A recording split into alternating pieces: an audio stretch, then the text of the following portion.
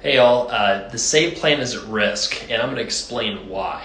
So the SAVE plan is something that got released from negotiated rulemaking, which was a long, drawn-out process that a lot of people participated in.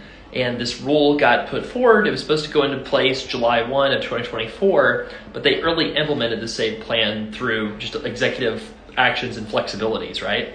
So what's going on is the Missouri State Attorney General has decided to bring a lawsuit to try to block the SAVE plan. And the SAVE plan lawsuit is being brought in the Eastern District Court of Missouri, which is the exact same court that the lawsuit that stopped cancellation was originated. So why are they doing this?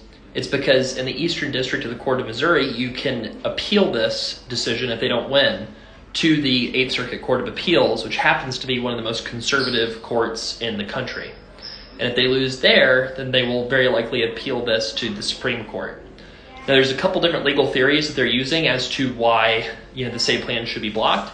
So some of these are weaker and some of these are potentially more serious. So the weaker ones are things like our organizations can't hire as easily because PSLF isn't as attractive. Because the SAVE plan is so good, people not in PSLF can still pay almost nothing on their loans in a lot of cases or get their loans forgiven, and therefore we're harmed.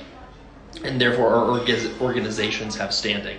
That's not a very convincing argument. So, I think a lot of judges have thrown that argument out when it came to the cancellation case, so there's no reason to think that they would take that argument seriously now with the SAVE plan. Another argument is based off of arbitrary and capricious standard. So the idea on this is the administration released cost estimates of the SAVE plan that were based on their cancellation plan already succeeding. And so the Republican state elected officials' argument is that because this was done with the expectation of the cancellation plan succeeding, the cost estimates put out by the administration were wrong by a order of magnitude, or a factor of 3, basically. So it's 3 times as expensive to do the SAVE plan in the absence of cancellation succeeding.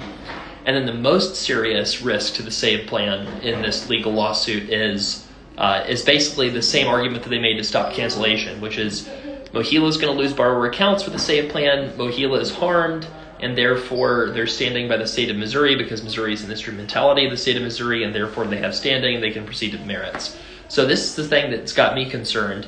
The Missouri State Attorney General is sort of a part of that same coalition of state attorneys general that blocked cancellation, and they've got a lot of states suing to block this. So certainly if Trump were to win the White House, I think the SAVE plan would be replaced probably by the repay plan or some version of that, just kind of to go back to what the status quo was.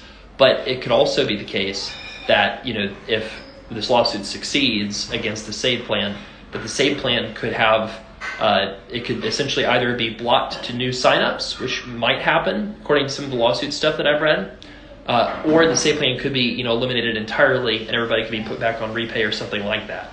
I actually think maybe it's more likely that the SAVE plan would be, allowed to exist for the people that are already on it, but new signups would be blocked. But it's very unpredictable here because it's going down the exact same journey this lawsuit is as all the other, as the other major lawsuit, Biden v. Nebraska, that stopped cancellation. So this is something that we're going to have to follow closely. It's something that we will probably not know the final result for several months because it has to work its way through the appeals courts and then the Supreme Court. But it's something that could potentially show up around the time of the election, and it's just hard to predict this stuff. So it's very important for people on the SAVE plan to just be aware that because the SAVE plan is not a law, it is subject to who's in the White House, it is subject to change, right? Other things like the income-based repayment plan, IVR, are not subject to change unless there's 60 votes in the Senate that want to change it because it's written into a statute. So if you have any questions or comments, post them away and follow Steel Loan Planner for more information like this.